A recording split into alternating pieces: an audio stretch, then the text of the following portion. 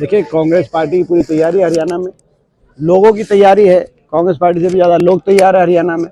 हरियाणा में लोग भाजपा जजपा की जो सरकार है, खट्टर दुष्यंत सरकार, इसके कार्यशैली से लोग दुखी हैं, निराश हैं। हर वर्ग दुखी, इनके अहंकार से है, इनके घमंड से है, इनकी वायदा खिलाफी से है। इन्होंने जो वायदे किए पूरे नहीं करे। ना 5100 बुढ़ापा पेंशन आई, ना 75% रिजर्वेशन हुई।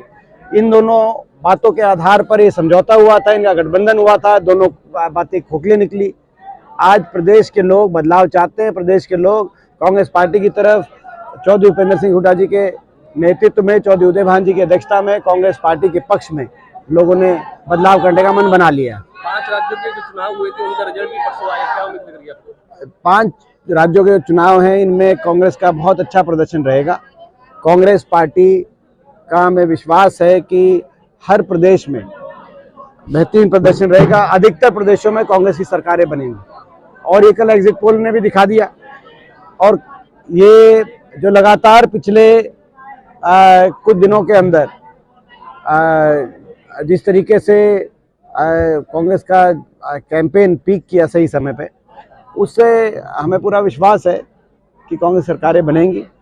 पहले हिमाचल प्रदेश में हमारी सरकार बनी, फिर कर्नाटक में हमारी सरकार बनी, अब तेलंगाना, छत्तीसगढ़, मध्य प्रदेश और बहुत से आकलन राजस्थान में भी हमारी सरकार बनने की तरफ इशारा कर रहे हैं।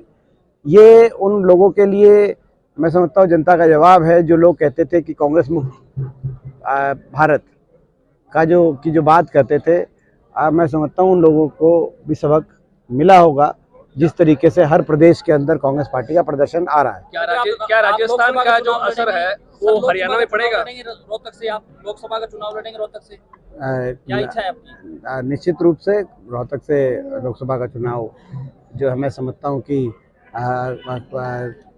लड़ने की इच्छा भी है और कांग्रेस पार्टी की तरफ से वहाँ से मैं समझता हूँ कि चुनाव लड़ने के लिए। राजस्थान का जो असर है क्या हरियाणा में पड़ेगा? देखिए, राजस्थान का ही नहीं, हर प्रदेश के नतीजे का, चाहे वो हिमाचल में जब कांग्रेस की जीत हुई आपने देखा होगा, उसका भी असर आया था, कर्नाटक की जीत का भी आया था। और अब मुख्य बात यह है कि इन 5 प्रदेशों में कांग्रेस का बेहतरीन प्रदर्शन हो रहा है। आपने देखा तेलंगाना में बीजेपी तो लुप्त सी हो गई, ये भी इतिहास में पहली बार हुआ है। जो दूसरे नंबर की पार्टी हो, भारतीय जनता पार्टी, आपको मैं जानकारी मिल रहा हूँ, वो दूसरे नंबर की पार्टी है, वो लुप्त हो गई चुनाव में और कांग्रेस आ गई जो तीसरे नंबर की पार्टी थी वहाँ। तो ये एक संकेत है जो लोगों ने दिया है कि जो अहंकारी सरकार है, जो तानाशाही भाजपा की सरकार है, जो हर वर्ग को अपमानित करके अपना शासन चलाने में विश्वास रख रही है, जो सरकार, जो बड़े उद्योगपति घरानों को लाभ पहुंचाकर किसान, मजदूर, गरीब के हकों से वंचित को अपने हकों से वंचित किए करने के कार्यशैली अपना रही है जो सरकार देश में, आज देश के लोग उस सरकार से संतुष्ट नहीं है और एक झटका 3 तारीख को देंगे, ऐसा हमारा विश्वास है। जहां तक सिरसा रैली की बात है, 24 को सिरसा में हम ये रैली करने जा रहे हैं। जिन किसानों ने अपनी शहादत दी थी, जो बलिदान दिया था, उन बलिदानों को ना तो प्रदेश का किसान भूला है, ना वो परिवार भूले, ना इस सरकार को हम भुलाने देंगे। उन चिताओं की तपिश आज तक मैं समझता हूँ इस प्रदेश के किसानों के और किसी प्रदेश के 36 बिरादरी के दिलों में जो है एक चिंगारी की तरह सुलग रही है और सही मौके पे सरकार को जवाब देंगे। एक अहंकारी सरकार, एक ऐसी सरकार जिसके अहंकार ने 700 से ज़्यादा किसानों की बलि ली हो, उस सरकार के अहंकार को तोड़ने के लिए हमारा ये एक न्याय युद्ध भी है। इसके सरकार को, अहंकार को तोड़ के, ताकि देश में दोबारा कभी ऐसा उदाहरण कोई सरकार ना बने जो सरकार इतने बड़े पैमाने पे किसी एक वर्ग को आप कुर्बानी देने पे मजबूर कर दे। ऐसा अहंकार, ऐसे एक सरकार ना बने, इस बात को लेकर लड़ाई है। जो वायदे किए गए थे किसानों से, उनको पूरा कराने की लड़ाई है, प्रदेश में बदलाव लाने की लड़ाई।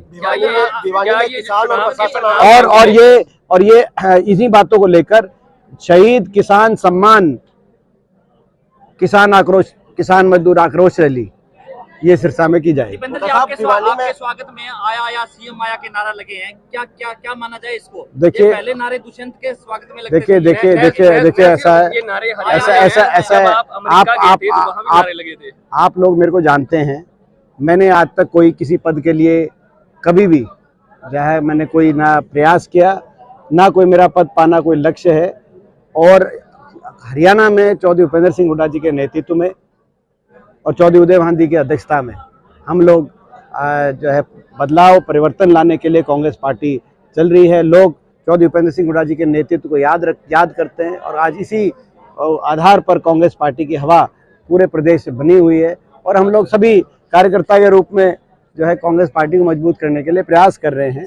और जो है मैं समझता हूँ कि ये जो 5 राज्यों के चुनाव परिणाम आएंगे, क्या ऐसे सेमीफाइनल माना जाए? ये अमेरिका की जहाँ तक आपने अमेरिका की जहाँ तक बात करी, वहाँ अमेरिका 3 दिन मैं गया था और वहाँ पर लाखों की संख्या में हरियाणा से नौजवान पिछले 4-5 साल में पहुंचा है और वो यहाँ की परिस्थितियों से हताश होकर पहुंचा है। देश में सबसे ज्यादा बेरोजगारी हरियाणा में है, ऐसे में ही अपने घर बार माता पिता को छोड़कर कोई और इतनी मुश्किलों के कठिन रास्तों से हरियाणा का नौजवान वहाँ पहुंचा है जिसकी कल्पना नहीं की जा सकती।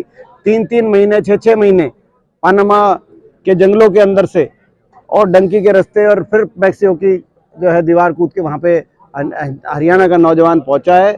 ये सरकार की पर्ची खर्ची अगर देखनी है तो जो विदेशों में पलायन हो रहा है हरियाणा के नौजवान का, उनसे पूछो कि सरकार की क्या पर्ची खर्ची चल रही है। क्या ये चुनाव तो ये मैं समझता हूँ कि आज बड़े ये अमेरिका के अंदर जो क्या ये एक नई एक जो है इस सरकार ने काला इतिहास रखने का काम किया है कि हरियाणा सबसे ज्यादा आज हरियाणा से पलायन हो रहा है किसी और प्रदेश के मुकाबले। ये काला इतिहास खट्टर सरकार ने लिखा है।